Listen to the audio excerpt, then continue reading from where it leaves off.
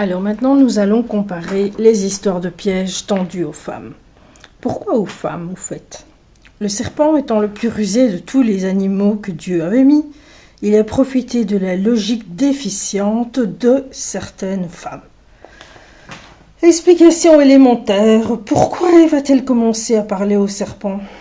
Parce qu'elle n'a pas fait confiance à ses frères et parents. Ça, on l'a vu.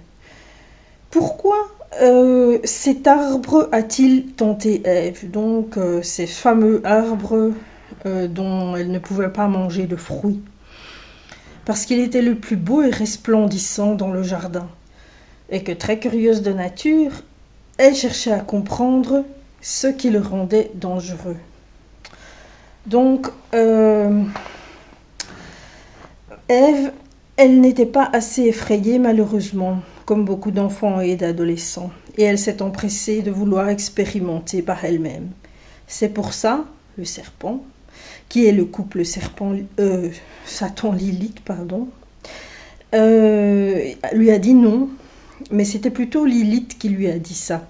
Non, vous ne mourrez pas, et si vous mangez de ce fruit. Ce qui veut dire si vous faites ce que je vous dis, parce que le fruit, c'est la parole au départ. Alors par là, le serpent contredit ce que Dieu a affirmé. Si vous en mangez, vous mourrez. En même temps, il traite Dieu de menteur. Et le serpent d'ajouter, mais vous saurez la différence entre le bien et le mal. Autrement dit, Dieu ment. Premier mensonge, Dieu veut empêcher de voir la vérité, de peur que vos yeux s'ouvrent et que vous deveniez son égal. Dieu n'est pas ou ne serait pas Dieu, mais votre égal. C'est le deuxième mensonge. C'est donc un double mensonge à propos de Dieu. Or, s'il dit ça à Ève, c'est pour l'empêcher de croquer la pomme. C'est-à-dire l'empêcher d'avoir affaire à de terribles manipulateurs dont le seul but était de la pervertir, c'est-à-dire la violer dans sa nature profonde et la tuer.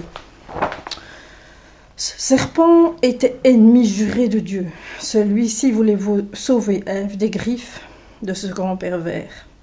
Vous ne mourrez pas. C'est par cette illusion de ne pas être en danger qu'Ève a cru bon de désobéir à l'ordre formel de ne pas s'approcher ni manger de l'arbre. Donc elle a transgressé l'ordre de Dieu. Donc c'est son erreur ou son péché. Les pièges qu'on nous tend à nous les femmes, surtout très jeunes, sont souvent pareils. Et les hommes sont aussi piégés, mais autrement. Pour les femmes, on se croit plus malignes, plus fortes, plus sûres que nos parents. Et on fonce dans les premiers pièges qu'on nous tend, pourvu qu'ils soient posés avec assez de ruse et nous promettent le succès. Sans savoir qu'à la ligne d'arrivée, on sera déçu. On nous fera payer notre méprise, parfois de notre vie. Alors, cette mère abusive, évidemment, a bousillé la gamine, sa vie de A à Z dans le conte. Pour terminer ce chapitre, je vais tenter de remettre Ève, dont la responsabilité a été tellement exagérée dans cette malédiction, à sa juste place. Cette malédiction, Dieu la prononce à Ève, Adam, sa descendance. Puisque quand les parents vont mal, les enfants aussi vont mal. De plus, elle est là pour un temps et pas pour toujours. Ève est une créature comme les autres. Elle est loin d'être l'égale de Dieu et n'ayant jamais cherché à le devenir. Certes, elle a commis une grave erreur, une faute étant une erreur voulue et répétée. Elle était loin, très loin de comprendre toutes les conséquences de ce qu'elle faisait. Ceci ne veut pas dire qu'elle n'a rien fait de mal, puisque cette désobéissance a eu de si graves conséquences.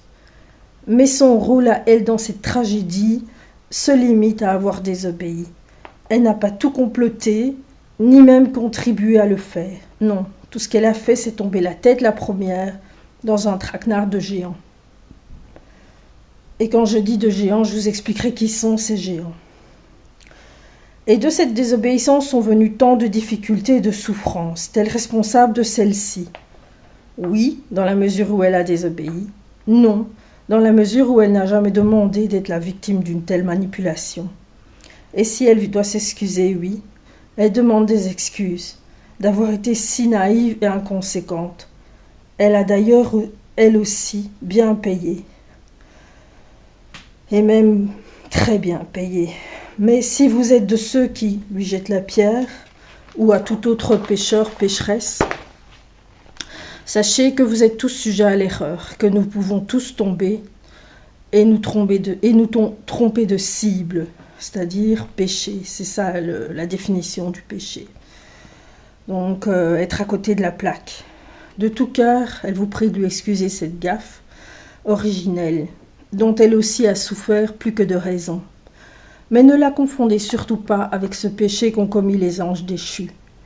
Elle était ignorante de la vie, presque de tout. Ils l'ont mise en confiance, forme de manipulation, pour les suivre dans leur folie. Alors que la faute commise par le serpent et les anges rebelles à ses ordres était une faute voulue, préméditée. Donc on va en parler en parlant du livre d'Enoch, par des êtres adultes qui savaient pertinemment ce qu'ils étaient en train de programmer. Cette manipulation programmée, ces adultes à part entière l'ont commise à travers une manipulation machiavélique d'une femme enfant, qu'ils savaient pouvoir tromper très facilement, de par sa logique déficiente. Puis, ils ont tendu des pièges à tant d'autres, on peut dire à toute l'humanité. Ils ont bien réussi à vous faire croire que c'était elle, donc la première femme, la grande responsable de tout ça, de ce cirque tragique, qu'elle a dû porter jusque maintenant un poids bien trop lourd pour ses épaules. Mais réveillez-vous. Voyez à présent la réalité telle qu'elle est. C'est eux, les anges rebelles, qui veulent votre perte, et vous êtes en danger si vous n'y prenez pas garde. Ils essaieront de vous faire rallier leur camp, pour vous mener dans le pire cauchemar, prétextant 1000 mensonges pour vous y attirer. Notamment celui de faire porter le chapeau à la première femme. Surtout, sachez que Satan est le père du mensonge.